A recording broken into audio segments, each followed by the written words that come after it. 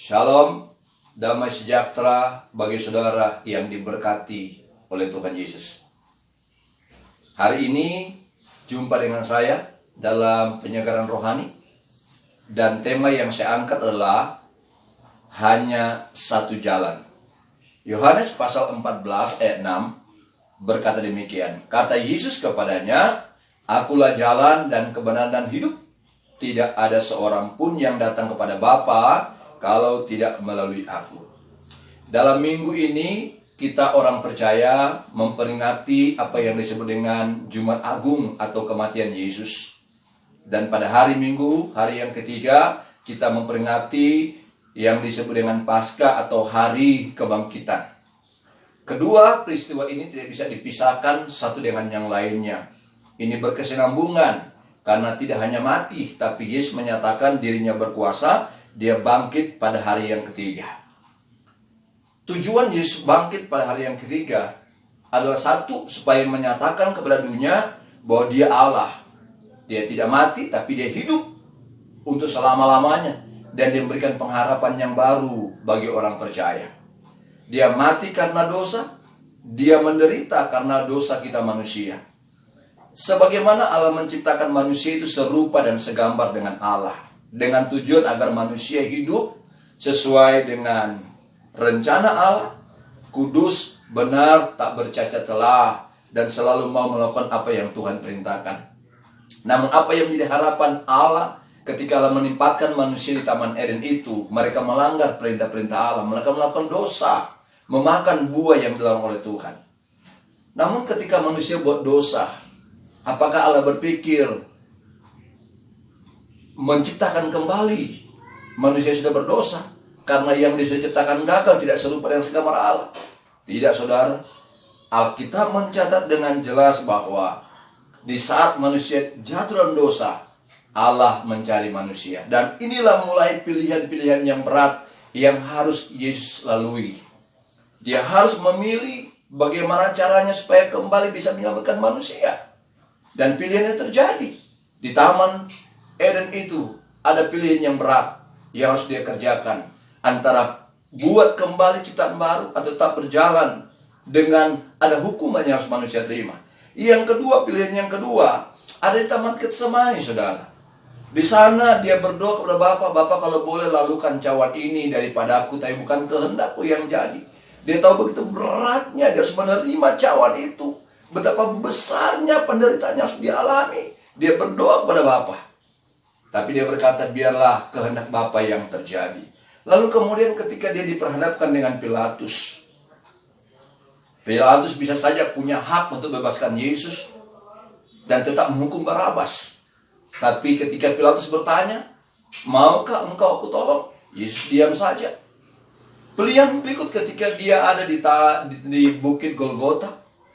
Dan ketika dia tahu bahwa orang berkata, kalau engkau Raja, engkau Mesias, turun dan selamatkan kami, supaya kami tidak dihukum. Tapi Yesus hanya berteriak dengan suara nyaring, Eloi, Eloi, lama sabachthani. Bapa, mengapa engkau meninggalkan aku?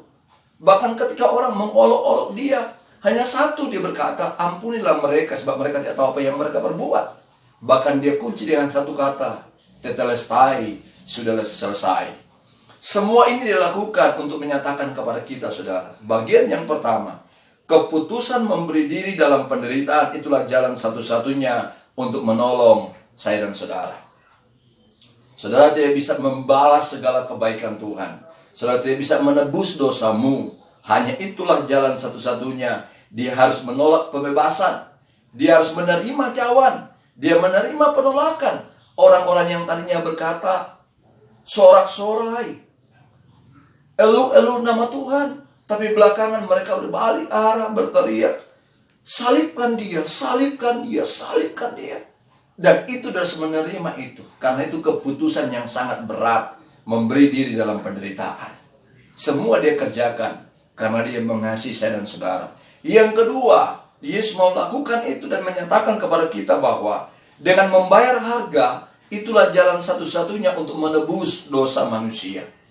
Bayar harga, Filipi pasal 2 ayat 8 berkata, dalam keadaan sebagai manusia, ia merendahkan diri, taat sampai mati, bahkan sampai mati di kayu salib. Darah menetes, kepala dimokotkai duri, tangan terpaku, kaki terpaku, lambung yang ditusuk.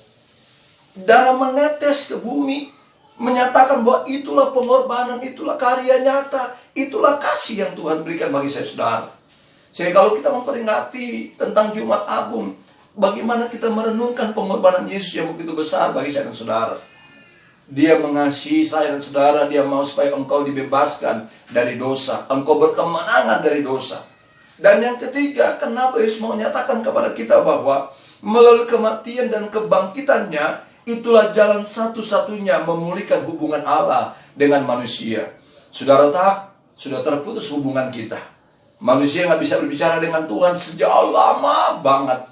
Tapi Tuhan mengasihi kita. Dia putuskan hubungan itu. Dia pulihkan kembali hubungan itu. Dia ambil tindakan, mengambil sikap yang mau beri dirinya mati, bangkit, menyatakan bahwa tidak ada lagi keretakan di antara hubungan Allah dengan manusia, tapi hubungan dipulihkan dengan luar biasa. Kalau Allah sudah memulihkan hubungan dia dengan kita, apa responmu? Apa sikapmu? Apa tindakanmu? Apa yang harus kita kerjakan? Hanya satu, belajar menghargai pengorbanan Yesus di kayu salib itu. Di saat kita merayakan Jumat Agung, dia sungguh mati untuk saya dan saudara, karena dia mengasihi saudara. Di saat dia bangkit menunjukkan kealahannya, bahwa dia bangkit, dia menyatakan bahwa dia bangkit, dia menang, dan supaya kita pun hidup berkemenangan. Dan biarlah saudara merenungkan firman Tuhan ini. Saya mau katakan firman Tuhan memberkati saudara, mengingatkan saudara, mari kita hidup dalam kebenaran, dalam kekudusan. Dan dia berkata, akulah jalan menuju kepada kekekalan itu. Selamat Jumat Agung, selamat Paskah. Tuhan Yesus memberkati. Amin.